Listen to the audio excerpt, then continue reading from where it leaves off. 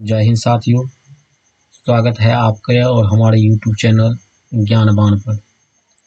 दोस्तों, आज का जो ये वीडियो है उसका हमने एक नाम दिया है ज्ञानवान का रामबाण।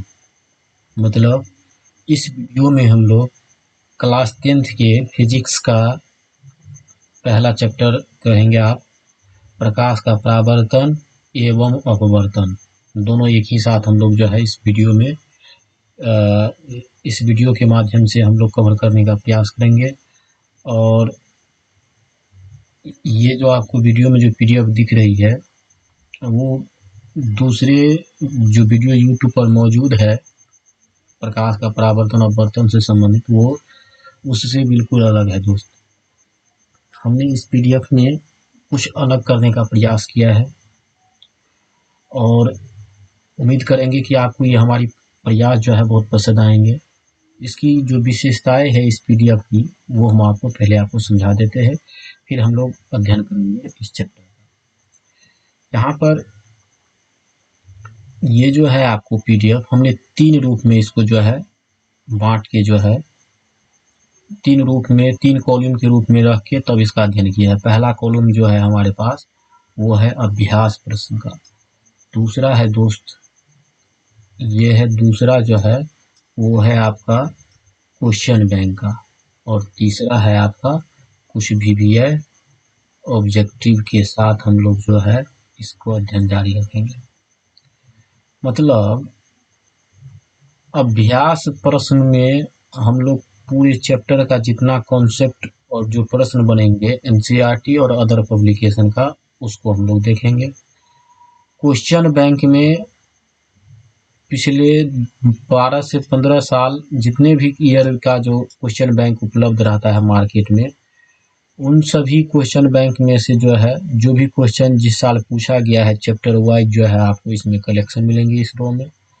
और ये है हमारा VBA ऑब्जेक्टिव सेक्शन, जिसमें हम लोग कुछ VBA ऑब्जेक्टिव को जो है रखेंगे और देखेंगे। अगर आप इस वीडियो को और इस पूरे PDF को पढ़ लेते हैं, वीडियो को पूरे देख लीजिए और इस PDF को अगर आप पढ़ लेते हैं तो उम्मीद करेंगे हम, और ये विश्वास रखिए कि आपको एक भी प्रश्न जो है इस चैप्टर से छूटने को नहीं दिखेगी। तो चलिए दोस्त, पहला जो हमारा चैप्टर है वो है हमारा प्रकाश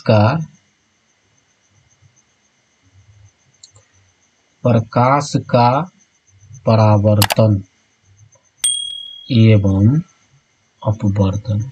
हम लोग इसी में एक ही साथ कर लेंगे। हालांकि अपवर्तन कई किताब दूसरा चैप्टर लिख दिया है, लेकिन प्रकाश का परावर्तन एवं अपवर्तन हम लोग इसी में देखेंगे।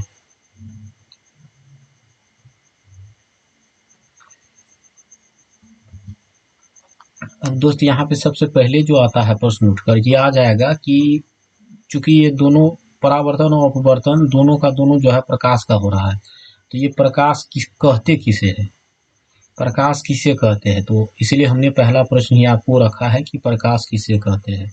अभी तक ये एक प्रश्न नहीं पूछा है, इससे ऑब्जेक्टिव पूछा है जो आपके सारे नीचे जो कवर किया है, लेकिन हमें बिना प्रकाश की परिभाषा समझे हुए ये चैप्टर बिल्कुल नहीं समझ में आएगी। तो हम देखते हैं, यहाँ पे जो है आपको प्रकाश की परिभाषा एक आसान सा हमने दे रखा है। देखते हैं हम लोग क्या है ये। तो हमने प्रकाश का परिभाषा कहा है कि प्रकाश वह माध्यम है जिसकी सहायता से हम किसी वस्तु को देखते हैं। बहुत ये सच्ची बात है। ये प्रकाश वह माध्यम है जिसकी सहायता से हम किसी वस्तु को देखते हैं। यूँ तो यहाँ पे हमने माध्यम, प्रकाश को माध्यम मान के परिभाषा दिया है, परंतु आप याद रखिएगा प्रकाश जो है एक विद्युत चुंबकीय तरंग भी है, प्रकाश ऊर्जा का एक रूप भी है, जो आगे हम लोग को पढ़ना है। आगे हमने इस पॉइंट में प्रकाश के बारे में जो है चर्चा की हुई है। तो यहाँ पे परिभाषा को हम एक उदाहरण से समझते हैं दोस्त। कहा है कि किसी वस्तु को देखने में प्रकाश हमारी मदद करते हैं। वह माध्यम है प्रकाश जो किसी वस्तु को देखने में मदद करती है। तो यहाँ पे हम लोग समझते हैं, मान के चलिए ये हमारे पास एक प्रकाश स्रोत है।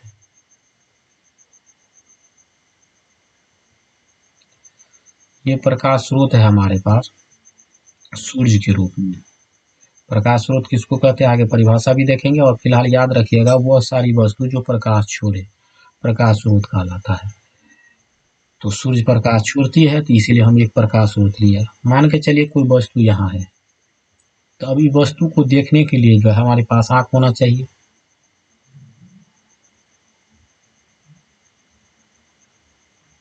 तो जब एक सुरक्षित आँख रहेंगे बिना किसी दोष वाले, वो आँख होनी चाहिए। तो सबसे पहले क्या है कि ये प्रकाश स्रोत से जो है प्रकाश जो है पड़ती है इस वस्तु पर। प्रकाश स्रोत से प्रकाश निकलकर वस्तु पर पड़ती है, और वस्तु पर पड़ने के बाद प्रकाश जो है वापस लौटती है हमारी आँख पर। तो यहाँ से प्रकाश स्रोत से प्रकाश ये ऑब्जर्व किया, मतलब कि इस पे पड़ा, और ये प्रकाश को रिफ्लेक्ट कर देता है, आपको हमारी आँख की ओर परावर्तित कर देती है। तब जाके प्रकाश जब हमारी आँख पे पड़ती है तब जाके ये वस्तु की देखने की अनुभूति हमें होती है। तो हमने अभी क्या कहा है कि प्रकाश वह माध्यम है जिसकी सहायता से हम किसी वस्तु को देखते हैं। तो निश्चित तौर पे यहाँ से प्रकाश स्रोत से प्रकाश निकली, वस्तु पर पड़ी, वस्तु से देखने निकलने के बाद हमारी आँख पे गई, तब जाके ये वस्तु हमें दिखाई पड़ी। तो इस तरह से जानते हैं, इस तरह से उम्मीद करते हैं कि आप लोग समझ गए होंगे कि प्रकाश जो है किसी वस्तु को देखने में हमारी मदद करती है। अब उससे प्रकाश से संबंधित कुछ विशेष परिभाषा आपके विशेषताएं जो है आपके सामने लिखा हुआ है पीडीएफ में। हाँ दोस्तों, इसका पीडीएफ अगर आपको चाहिए तो कुछ शर्तें हैं। पहले आपको चैनल को सब्सक्राइब करना पड़ेगा, फिर लाइक और कमेंट्स करना पड़ेगा, और अपने दोस्त यार जो भी रिश्तेदार जो आपको स्टडी के पीरियड में होंगे, अभी स्टडी कर रहे होंगे, उसके पास इसको शेयर करना है ज़्यादा से ज़्यादा। इसका पीडीएफ मैंने अभी, हो सकता है कि ये वीडियो 2-3 पार्ट में जाए। जब पूरी कंप्लीट हो जाएगी तो उसके बाद कंप्लीट हो जाएगी तो इसका पीडीएफ डिस्क्रिप्शन बॉक्स में आपको मिल जाएगी, नीचे लिंक में डाल दूँगा।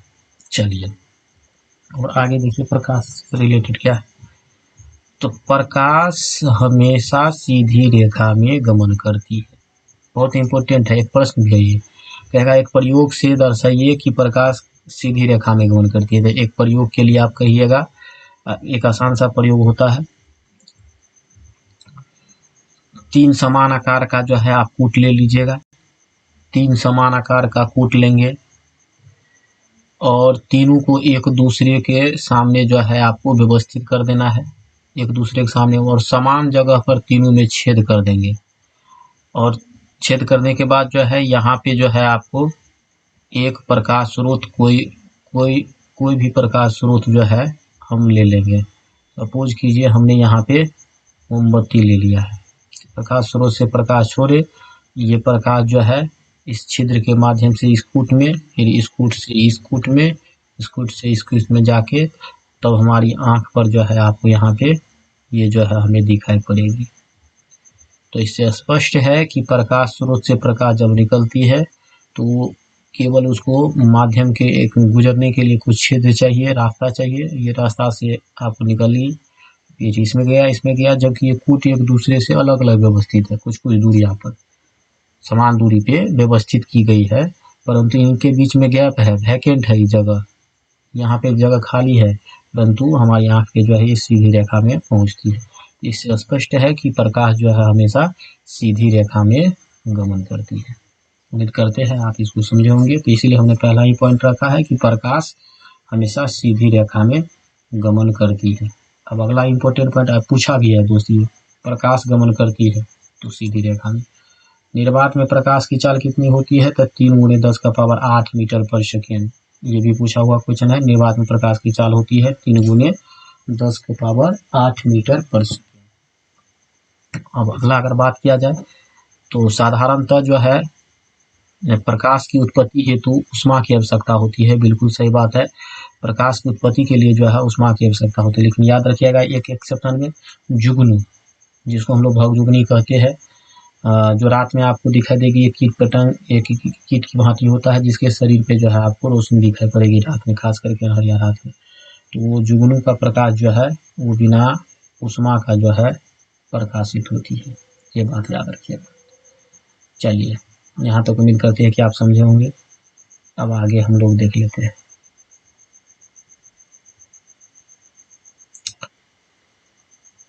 अब आगे कहता है कि प्रकाश एक विद्युत चुंबकीय तरंग है। पहले ही हम लोग बोल दिए थे, विद्युत प्रकाश क्या है, एक विद्युत चुंबकीय तरंग है। ये ऑब्जेक्टिव में आपको पूछ सकती है। प्रकाश एक प्रकार की ऊर्जा का रूप है, ये भी आपको जो है याद रखनी है। ये प्रकाश की विशेषताएं है दोस्त, इतना डीपली आपको किताब में मतलब कहीं भी आपको किसी भी वीडियो में नहीं मिलेंगे। तो आप यहाँ पे जो है, आप अगर हमारे चैनल पे नए मेहमान है तो सब्सक्राइब का बटन दबाना मत भूलिएगा।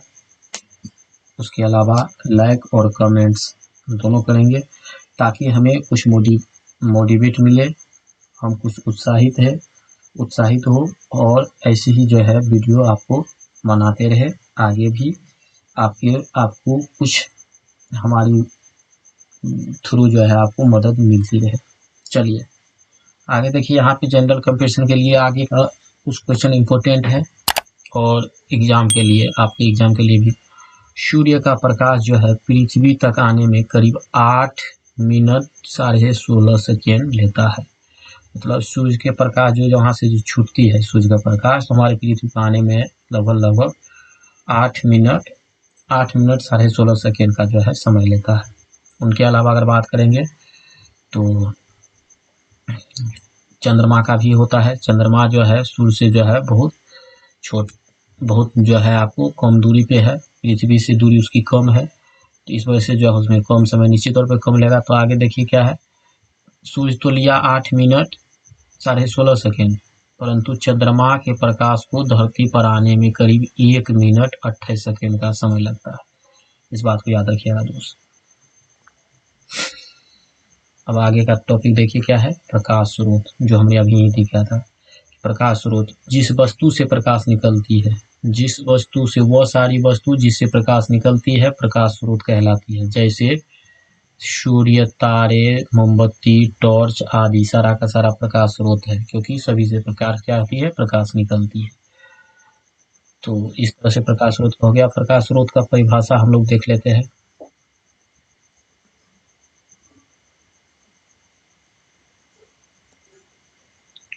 यहाँ पे प्रकाश स्रोत का परिभाषा हो गया। प्रकाश स्रोत का जो है प्रकार हम लोग देखेंगे, उससे पहले थोड़ा सा कुछ हम लोग इसमें क्वेश्चन बैंक का जो है अध्ययन कर लेते हैं।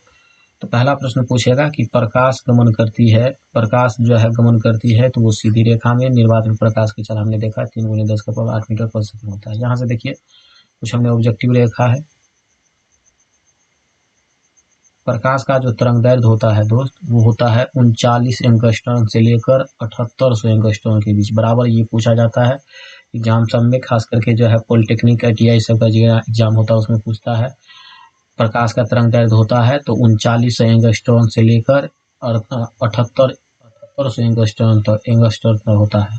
यहाँ पे 1 एंगस्ट्रॉम बराबर होती है 10⁻⁻10 मीटर। याद रखिएगा, ये भी ऑब्जेक्टिव के लिए बहुत इंपॉर्टेंट है। 1 एंगस्ट्रॉम बराबर होता है 10⁻⁻10 मीटर।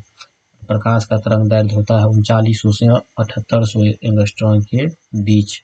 एंगस्ट्रॉम जो होती है वो इस तरह की एक साइन आकार का जो है एक सिंबल होता है। इन्हीं के बीच की जो दूरी होती है, इनके बीच की साइन आकार के बीच की जो दूरी होती है, इन्हीं को जो है हम लोग तरंग दैर्ध्य कहते हैं, जिसको हम लोग लैम्डा से सूचित करते हैं।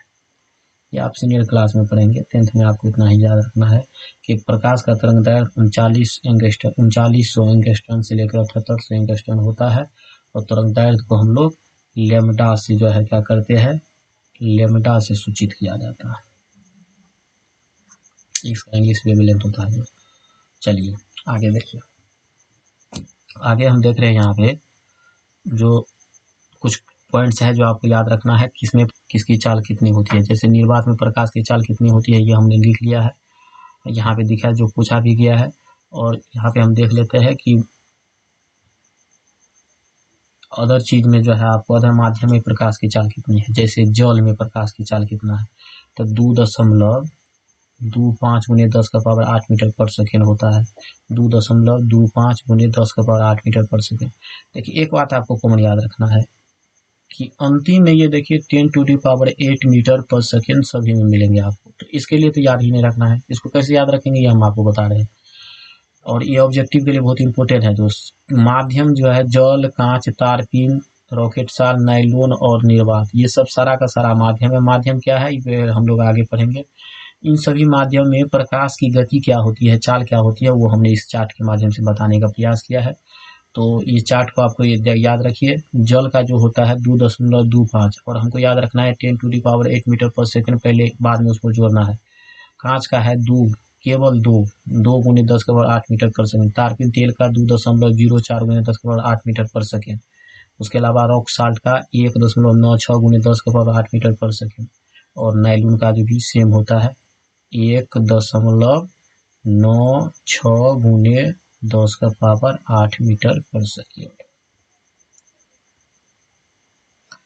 अब अगला देखिए दोस्त, कुछ सिद्धांत है और इसका इस बार जो है बोर्ड में पूछ रखा था ऑब्जेक्टिव में, तो थोड़ा सा परेशानी आपको न हो इसीलिए हमने जो है पूरा चीज को कवर किया है दोस्त। अगर आप इस वीडियो को पूरा देख लेते हैं और इस PDF को पूरा याद कर लेते हैं, कहीं से छूटने की जरूरत नहीं है प्रश्न, आप हमेशा दूसरे से आगे रहेंगे। चलिए आगे देखिए दोस्त, क्या है, कुछ सिद्धांत है, उसके बाद वैज्ञानिक का नाम है और किस वर्ष उस सिद्धांत दिया था उन्होंने उसका है।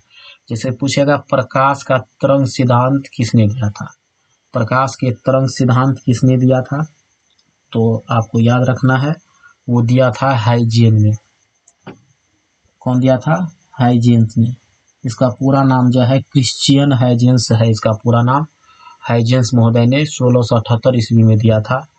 और इन सिद्धांत में उन्होंने बताया था कि प्रकाश तरंग समूह के रूप में जो है बहती है और मतलब चलती है, और इन समूहों पर जो है गुरुत्वाकर्षण का प्रभाव नहीं होता है। मतलब इस सिद्धांत के माध्यम से क्या कहा था कि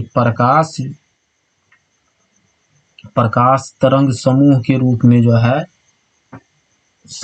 चलती है, प्रकाश जो है समूह के रूप में जो है, प्रकाश तरंग समूह के रूप में चलती है जिस पर गुरुत्वाकर्षण का कोई प्रभाव नहीं पड़ता है। इस सिद्धांत में किसने कहा था, प्रकाश का तरंग सिद्धांत में कहा था हाइजेंस महोदय ने।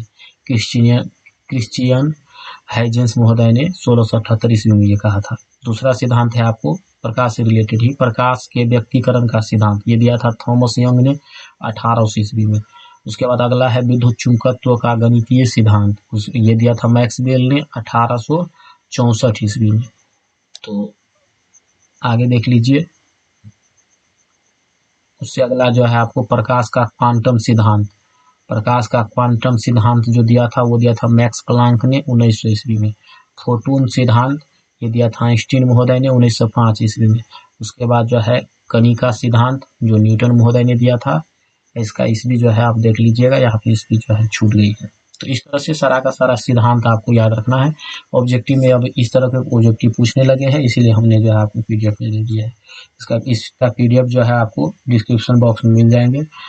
आप हमारे YouTube चैनल ज्ञानवान को जो है आप सब्सक्राइब करिएगा, सब्सक्राइब करिएगा, बेल आइकन को दबाइएगा और लाइक एंड कमेंट्स करना न भूलिएगा। आपका लाइक और कमेंट्स हमारे लिए जो है बहुत महत्वपूर्ण रहेंगे। आप अपना फीडबैक जरूर दीजिएगा ताकि हमें पता चले कि हमें क्या कमियां हैं और हम उसे दूर करने का प्रयास करेंगे। और इसका PDF आपको मिल जाएगी। जब ये वीडियो 2-3 पार्ट में हो सकता है जाएंगे, जब चैप्टर खत्म हो जाएगी ये चैप्टर, उसका PDF आपको डिस्क्रिप्शन में डाल देंगे या फिर एक ग्रुप बनाएंगे उसमें हम इसको डाल देंगे, आप वहाँ से जो है डाउनलोड कर लीजिएगा। चलिए, अब हमने वहाँ प्रकाश स्रोत तक किया था। प्रकाश स्रोत किसे कहते हैं, तो जिस वस्तु से प्रकाश निकलती है उसे प्रकाश स्रोत कहते हैं। जैसे सूर्य, तारे, मोमबत्ती, टॉर्च आदि, ये सारा का सारा जो है क्या है, प्रकाश स्रोत है। अब यहाँ पे प्रकाश स्रोत का प्रकार कुछ देखना पड़ेगा, क्यों, क्योंकि सूर्य, तारा, चंद्रमा, ये सब जो आदि जो है आपको वो जो है वो तो सूर्य, तारा, चंद्रमा, ये सारा का सारा जो है आपको प्रकाश स्रोत है, परंतु उसमें कुछ ऐसे प्रकाश स्रोत है उसमें कुछ ऐसे प्रकाश स्रोत है जो भगवान ने बनाया है और कुछ ऐसे प्रकाश स्रोत है जो इंसान ने बनाया है। तो जैसे देखिए यहाँ पे हमने प्रकाश स्रोत तक कर लिया था, प्रकाश स्रोत के प्रकार देखते हैं। तो प्रकाश स्रोत का प्रकार में याद रखिए, देखिए प्रकाश स्रोत का परिभाषा क्या था दोस्त, कि वह सारी वस्तु जिसे प्रकाश निकले प्रकाश स्रोत कहलाता है। यहाँ पे देखिए प्रकाश स्रोत के प्रकार, तो प्रकाश स्रोत दो प्रकार के होते हैं, एक होता है प्राकृतिक निर्मित प्रकाश स्रोत, एक होता है मानव निर्मित प्रकाश स्रोत। पहला क्या है, प्राकृतिक निर्मित प्रकाश स्रोत। देखिए प्राकृतिक, जब भी एक शब्द आया आपको, जहां कहीं भी आपको प्राकृतिक, अगर आपको प्राकृतिक नजर आए या फिर प्राकृतिक नजर आए, याद रखिएगा ये हमेशा जो है गॉड को सूचित करता है, ईश्वर को। तो यहाँ पे प्राकृतिक निर्मित प्रकाश स्रोत में जब कभी भी लग जाए, तो जब भी प्रकृति नाम आ जाए तो समझ जाइएगा ये गॉड गिफ्टेड है। जैसे आपने प्राकृत संख्या गणित में पढ़े होंगे, तो गिनती की संख्या को प्राकृत संख्या कहते हैं। तो इसमें जो है आपको क्या है कि ये इस तरह से हमें पहले से ही प्रोवाइड की गई है संख्या गिनती का, तो उसको हम लोग प्राकृतिक संख्या कहेंगे, नेचुरल नंबर। तो जब भी कभी आप एक ही शब्द, इस शब्द को माइंड में रखेंगे, जब भी कहीं आपको प्रकृति नजर आए, वो ईश्वर द्वारा जो है, ईश्वर का अध्ययन रहेगा हमेशा। तो वैसा प्रकाश स्रोत, प्राकृतिक निर्मित प्रकाश स्रोत का परिभाषा है दोस्त, वैसा प्रकाश स्रोत जो ईश्वर के द्वारा प्रदान किया गया हो, ईश्वर का देन हो, प्राकृतिक निर्मित प्रकाश स्रोत करता है। हालांकि सारा चीज जो है ईश्वर का देन है, लेकिन हमने यहाँ पे बात कर रहे हैं प्रकाश स्रोत का, जो वह सारी चीज जो ईश्वर ने दिया हो और जिससे प्रकाश निकलता हो, वो प्राकृतिक निर्मित प्रकाश स्रोत होगा। तो प्राकृतिक निर्मित प्रकाश स्रोत वैसा प्रकाश स्रोत जो ईश्वरीय देन हो, जैसे सूर्य, इंसान की बस की बात नहीं था बनाना, तारे, ये जुगनू, इशारा से प्रकाश निकलता है, सारा का सारा क्या है, हमारा प्रकाश स्रोत है। और इनमें किसी इंसान के द्वारा न बना के भगवान के द्वारा बनाया गया है, इसीलिए सारा का सारा जो है प्राकृतिक निर्मित प्रकाश स्रोत है। बस अगला देखिए क्या है कि मानव निर्मित प्रकाश स्रोत। मानव निर्मित प्रकाश स्रोत किसे कहते हैं, तो वैसा प्रकाश स्रोत जो मानव के द्वारा बनाया गया हो, मानव निर्मित प्रकाश स्रोत कहलाता है। जैसे लालटेन, डिबिया, जलती हुई मोमबत्ती आदि। अब बताइए लालटेन कौन सा गॉड बनाने के लिए आया था, डिबिया कौन सा बनाने के लिए, मोमबत्ती कौन सा बनाने के लिए आया था, कौन सा भगवान।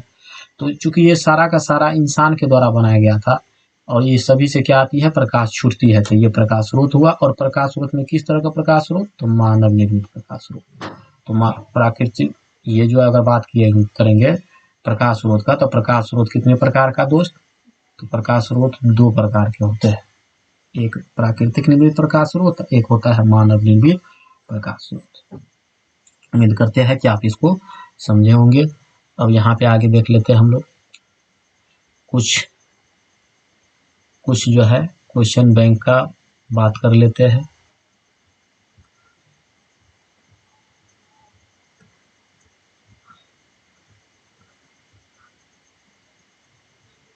यहाँ पे क्वेश्चन बैंक में देखिए, टॉर्च में किस प्रकार का दर्पण का व्यवहार होता है, ये पूछा हुआ क्वेश्चन है। हम लोग आगे पूरे चैप्टर का कहीं से ले रहे, पूरे चैप्टर का क्वेश्चन बैंक इसमें मिलेगा, तो आपको आगे पीछे हो जाएगी, कोई दिक्कत नहीं है। हो सकता है कि अंतिम का क्वेश्चन शुरू में हो, शुरू का अंतिम में, तो इस तरह से केवल आपको याद रखो। ऊपर था एक, प्रकाश गमन करती है सीधी रेखा में, निर्वात में प्रकाश का चाल कितना था, तो 3 × 10 = 8 मीटर पर सेकेंड। तो अगला क्वेश्चन बैंक है, टॉर्च जो होती है, जगह खोज बत्ती आप लोग कर सकते हैं, मोमबत्ती हम लोग मतलब कि हथबत्ती कहते हैं देहात में। टॉर्च में किस प्रकार का दर्पण का उपयोग होता है, व्यवहार किया जाता है, तो वो होता है समतल दर्पण का दोस्त। फिर है वायुमंडल में प्रकाश के विसरण का कारण क्या होता है, तो धूलकण होती है। किन घटनाओं के कारण मरीचिका उत्पन्न होती है, प्रकाश के पूर्ण आंतरिक परावर्तन के कारण जो है ये होती है। हीरा चमकता है, हीरा का चमकना ये इसी पर निर्भर करता है, हम लोग आगे कहीं पे लिखे होंगे। ये पूर्ण आंतरिक परिवर्तन के कारण होने वाली घटनाएं क्या होती है, तो हीरा का चमकदार दिखाई देना, कांच में आई दरार आना, जल के अंदर वायु का बुलबुला का चमकदार होना, पानी में अंशतः मुड़ी हुई परखनली को, पानी से अंशतः भरी हुई परखनली को पानी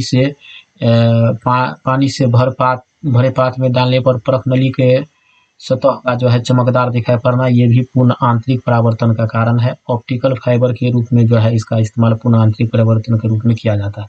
ये सारा बहुत इंपॉर्टेंट ऑब्जेक्टिव के रूप में कहेगा हीरा चमकदार होता है किस कारण से, तो पूर्ण आंतरिक परावर्तन के कारण से। कहेगा कांच में आई दरारें किस कारण से आती है, तो पूर्ण आंतरिक परावर्तन के कारण जो है उसमें आती है। तो इस तरह से जो है आपको याद रखनी है, ये सारा आपको इम्पोर्टेंट ऑब्जेक्टिव है। ऑप्टिकल फाइबर के रूप में किसका इस्तेमाल किया जाए, तो पूर्ण आंतरिक परिवर्तन के कारण जो है उसका उपयोग किया जाता, ऑप्टिकल फाइबर के रूप में जो है किया जाता है। अब यहाँ पे हम लोग देख लेते हैं कि कुछ एक और इम्पोर्टेंट जो है एक सारणी है जो हम लोग देख लेते हैं। कुछ दर्पण उसकी प्रकृति का, प्रतिबिंब का प्रकृति क्या है और प्रतिबिंब का आकार क्या है, इसको हम लोग फिगर के माध्यम से भी समझेंगे, लेकिन इस चार्ट के माध्यम से पहले हम लोग देख लेते हैं कि इसमें क्या है। तो पहला जो हमारा है दर्पण, वो है समतल दर्पण। तो समतल दर्पण का प्रकृति कैसी होती है, बराबर पूछता है, तो उसका काल्पनिक या आभासी एवं सीधा इसका प्रतिबिंब की प्रकृति होती है। प्रतिबिंब की आकार क्या होगा, तो हमेशा वस्तु की आकार का जो है प्रतिबिंब यहाँ पे बनेंगे, मतलब जितनी बड़ी वस्तु रहेगी उतनी ही बड़ा जो है इसका प्रतिबिंब जो है बनता है। प्रतिबिंब को हम लोग डॉट से दर्शाएंगे, तो प्रतिबिंब वस्तु के आकार का ही प्रतिबिंब बनता है। उसके बाद बात करेंगे तो उत्तल दर्पण में देखिए प्रतिबिंब की प्रकृति क्या होती है, तो उत्तल दर्पण काल्पनिक या आभासी एवं सीधा प्रतिबिंब जो है बनाता है। और इसमें जो है प्रतिबिंब का आकार क्या होगा, दो तरह का, एगो वस्तु से बहुत छोटा एवं वस्तु से छोटा, दो तरह, इस तरह की जो है आपको यहाँ पे प्रतिबिंब का आकार होता है। अवतल दर्पण में देख लीजिए क्या है, तो अवतल दर्पण काल्पनिक वास्तविक दोनों जो है आपको दोनों तरह का प्रतिबिंब की प्रकृति इसमें बनती है, काल्पनिक और वास्तविक दोनों तरह। इसकी आकार में देखिए, इसका आकार जो होती है, इसमें जो प्रतिबिंब का आकार होता है वस्तु से बड़ा, वस्तु से बहुत बड़ा, वस्तु के बराबर, वस्तु से छोटा, वस्तु से बहुत छोटा। तो इसका केस हम लोग पढ़ेंगे। अवतल दर्पण का 6 गो केस पढ़ेंगे, उत्तल का 3 गो। उसके बाद समतल दर्पण में इस तरह का नहीं है। समतल दर्पण को याद रखिएगा कि काल्पनिक या आभासी प्रतिबिंब और सीधा बनेगा हमेशा समतल दर्पण में, और वस्तु के आकार का जो है प्रतिबिंब उसमें बनता है। तो इस चार्ट को आप याद रखेंगे। यहाँ से कहेगा निम्नलिखित में से किस दर्पण में जो है आपको काल्पनिक और वास्तविक दोनों तरह का प्रतिबिंब बनता है। तो यहाँ पे देखिए आपको अवतल दर्पण में जो है आपको काल्पनिक और वास्तविक दोनों तरह को दिखाई पड़ रही है। तो इस तरह से हमारा आंसर हो जाएगा अवतल दर्पण। तो और इसमें आपको कहेगा कि कौन सा ऐसा दर्पण है जिसमें वस्तु के आकार का प्रतिबिंब बनता है, तो उसमें आपको कहना है कि देखिए वस्तु के आकार का प्रतिबिंब किस में बनता है, तो बनता है समतल दर्पण में। तो इस तरह से आप इस ग्राफ को, चार्ट को याद रखिए, जो है आसानी से जो है बढ़िया से आपको अपना कॉन्सेप्ट को जो है क्लियर कर सकते हैं। चलिए आगे हम लोग देख लेते हैं। अब अगला जो परिभाषा आ जाएगा वो आ जाएगा किरण का। यहाँ पे देखिए किरण किसे कहते हैं, तो किरण किसे कहते हैं, यहाँ पे हमने कहा परिभाषा एक दिया है, प्रकाश के चलने की दिशा को, प्रकाश के जो चलने की दिशा होती है उसे किरण कहते हैं। जैसे प्रकाश इस दिशा में चल रही है तो ये हमारा क्या है, किरण हुआ। प्रकाश अगर इस दिशा में चल रही है तो वो भी हमारा किरण हुआ। तब प्रकाश के चलने की दिशा को किरण कहते हैं। अब अगला प्रश्न है प्रकाश पुंज किसे कहते हैं, तो किरणों के समूह, झुंड को, बहुत सारा किरण जो है जब आ जाएगी एक साथ, झुंड बना लेंगे, तो इन्हीं झुंड को हम लोग कहेंगे प्रकाश पुंज कहेंगे इसको। प्रकाश पुंज का प्रकार देखिए क्या है, प्रकाश पुंज कई प्रकार का होता है, कई प्रकार का नहीं, 3 प्रकार का प्रकाश पुंज 3 प्रकार के होते हैं। पहला समांतर किरण पुंज, अभिसारी किरण पुंज और अभिसारी किरण पुंज। तो किरण पुंज कितने प्रकार का, 3 प्रकार का। एक हो जाएगा आपको प्रकाश पुंज को ही किरण पुंज हम लोग कहते हैं। तो किरण पुंज एवं प्रकाश पुंज कितने प्रकार का होता है, तो 3 प्रकार का होता है दोस्त।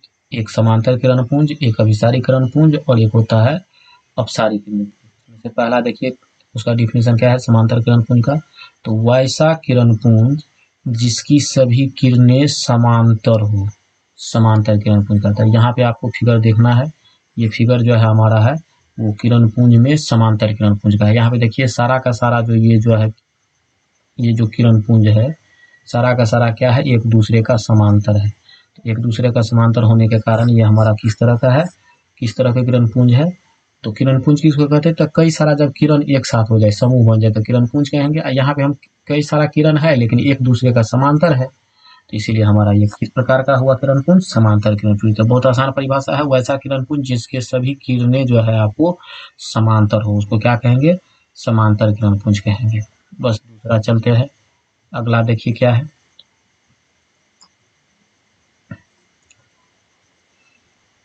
अगला हो जाएगा हमारा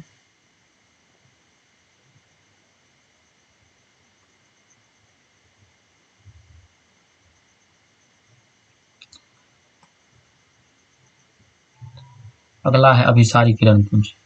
तो अभिसारी किरण पुंज में देखिए दोस्त क्या है, वैसा किरण पुंज, यहाँ पे फिगर को पहले समझिए। यहाँ पे क्या है कि कई सारे किरण पुंज जो है आपको, वो कई सारे किरण पुंज आके क्या होती है कि एक बिंदु पे आकर मिल रही है, एक बिंदु पे आकर मिल रही है। यहाँ पे ये डायरेक्शन किसको दर्शा रहा है, ये जो है आपको ये डायरेक्शन दर्शा रहा है कि इस तरह से प्रकाश की किरण इस दिशा से आ रही है, इस बिंदु पे जाकर मिल रही है। तो वैसा किरण पुंज जिसमें किसी प्रकाश स्रोत से प्रकाश निकलकर एक बिंदु पर आकर मिलती है। देखिए सारा का सारा जो प्रकाश किस पे आती है, मान के चलिए इस पे, ये यहाँ से प्रकाश निकली, इस बिंदु पर गया, फिर यहाँ से प्रकाश निकल के उसी बिंदु पर, यहाँ से निकल कर उसी बिंदु पर। इस तरह से जो है आपको जब प्रकाश का किरण जो है किसी प्रकाश स्रोत से निकल कर किसी एक बिंदु पर मिलती है, तो उसे जो है हम लोग कहते हैं अभिसारी किरण पुंज। क्या कहते हैं उसे, अभिसारी किरण पुंज। अब एक परिभाषा क्या है दोस्त कि अपसारी किरण पुंज किसको कहते हैं, इसका जस्ट उल्टा, वैसा किरण पुंज जिसमें किसी प्रकाश स्रोत से प्रकाश निकलकर जो है एक बिंदु से फैलती चली जाए। मान के चलिए फैलती चली जाएगा, मतलब इस एक वो बिंदु है, इससे निकलकर बाहर की तरफ फैल रही है, इस तरह से फैल रही है। तो जब प्रकाश की किरण एक बिंदु स्रोत से निकलकर फैलती चली जाए, तो उस तरह के जो है किरण समूह को जो है हम लोग कहेंगे अपसारी किरण पुंज। इसका डिफिनीशन आपको या हमने अभी जो कहा है उस तरह से याद भी रखेंगे, परंतु आपका जो पीडीएफ मिलेगा उसमें ये पूरा का पूरा जो है आपका इसका परिभाषा और इसके सामने में फिगर आपको मिल जाएगा। इस तरह से हम लोग यहाँ पे काफ़ी लंबा जो है आपको वीडियो बन गया है, इसीलिए हम लोग इसको यहीं पे रखेंगे। इसका अगला पार्ट जो है जस्ट आपको जो है मिल जाएंगे और अगले परिभाषाओं के साथ। तो जाते जाते वही दोस्त, अगर हमारा ये प्रयास एक वीडियो बनाने में और ये पीडीएफ बनाने में बहुत मेहनत करी है, अगर आप हमारी मेहनत को जो है कदर करना चाहते हैं तो आप अपने इस वीडियो को जो है ज़्यादा से ज़्यादा शेयर करेंगे और अपने दोस्तों को और अपना जो है ज़्यादा से ज़्यादा हित पहुँचाएंगे। आपके लिए जो है, हमारे लिए जो है आपका सुझाव हमेशा जो है आमंत्रित रहेंगे। तो आप अपना जो है कुछ सुझाव हमें देना चाहते हैं तो कमेंट्स बॉक्स में ज़रूर दें, और कमेंट्स, लाइक, सब्सक्राइब और शेयर ज़रूर करें। चलिए अभी तक के लिए इतना ही, आगे हम लोग फिर देखेंगे। तब तक के लिए जय हिंद, जय भारत।